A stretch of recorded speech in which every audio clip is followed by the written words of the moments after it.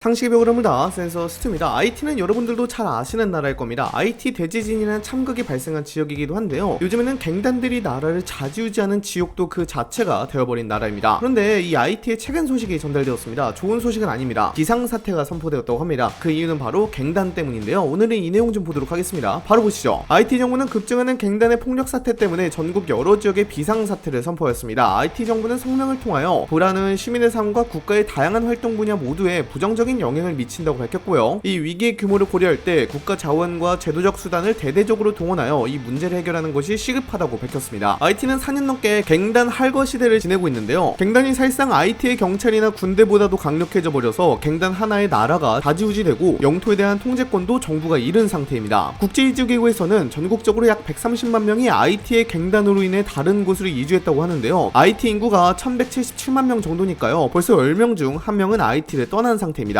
또한 갱단들의 폭력 사태가 가면 갈수록 심해지고 있는지라 2024년 10월부터 2025년 6월까지 4,864명이 이 폭력 사태에 의해 사망했다고 밝혔습니다. 현재 IT의 갱단들은 더더욱 IT 내에서 활개를 치고 있습니다. 다음에 또 말씀드리겠지만요. 이렇게 IT에 난리가 난 시발점은 IT 대통령이 암살되면서부터였습니다. 이에 따라서 IT 정부가 무력화가 되었는데요. 이 사이에 갱단들이 들고 일어나면서 전국을 혼란스럽게 한 것입니다. 현재는 과도 정부가 구성되긴 했지만 이 과도 정부도 역시 사태를 제압하지 못하고 있습니다. 현재 IT 수도인 포르토프랑스의 경우에는 최대 90%까지 갱단에 의해 장악이 되는 상태입니다. 그렇다고 해서 IT 경찰이 제대로 손을 쓸 수가 없는 것이 예산도 심각하게 부족한 상황이기에 일선 경찰들도 경찰을 그만두고 떠나고 있습니다. 미로슬라브 옌차 UN 유럽 중앙아시아 미주 담당 사무처장은 미국 뉴욕 UN 본부에서 열린 UN 안보리에서 각국 대사에게 IT 수도가 사실상 갱단에 의해 마비가 됐다고 전했습니다. 옌차 사무처장은 갱단이 거점에서 더 강력해졌으며 수도권까지 활동 범위를 늘려나가고 있어서 IT 전체가 무법지대가 될 수 있다고 밝혔습니다. 그리고 국제사회가 단호하고 긴급하게 조처하지 않으면 국가가 완전히 무너지는 게 현실화할 수 있다고 경고했는데요. IT의 갱단들은 수도를 90% 정도 장악을 한 이후에는 국가 경제마저 가져가려는 모습입니다. IT 갱단들은 주요 무역로를 장악하면서 상거래를 마비시켰고요. 의식주에 필요한 모든 상품에 대해 폭리를 취하면서 막대한 이득을 보고 있다고 합니다. 당장 쌀이나 연료 등의 가격이 폭등하고 있죠. 갱단들은 살인, 인신매매 등 흉악범죄를 저지르고 있고요. 외국인들에 대한 범죄도 저지르고 있는데 아일랜드 국적의 제나 허러티 선교사를 포함한 보육원 직원 7명과 3세 장애아동 1명을 납치하는 모습을 보여주기도 했습니다. IT 전역에서 갱단에 의해서 살해된 시민의 수는 4,000명을 넘긴 상태이고 이는 지난해 같은 기간보다 24% 늘어난 수치여서 갱단에 의한 범죄는 더더욱 늘어나고 있습니다. 물론 국제사회도 이 상황을 손 놓고 지켜만 본 건 아닙니다. 유엔은 IT의 무장갱단을 제압하기 위해 다국적 경찰 부대를 투입하는 강수를 뒀죠. 이 임무는 케냐가 주도하고 있습니다. 2024년 6월부터 조 바이든 전 미국 행정부가 전폭적으로 지원하면서 케냐 경찰 특수부대가 IT 땅을 밟았는데요. 이들은 단순한 치안 경찰이 아니라 시가전과 대테러 작전에 특화된 인원들로 구성되어 있습니다. 하지만 케냐만 온 건 아닙니다. 바하마, 벨리즈, 엘살바도르, 과테말라, 자메이카의 경찰들도 이 작전에 합류했습니다. 말 그대로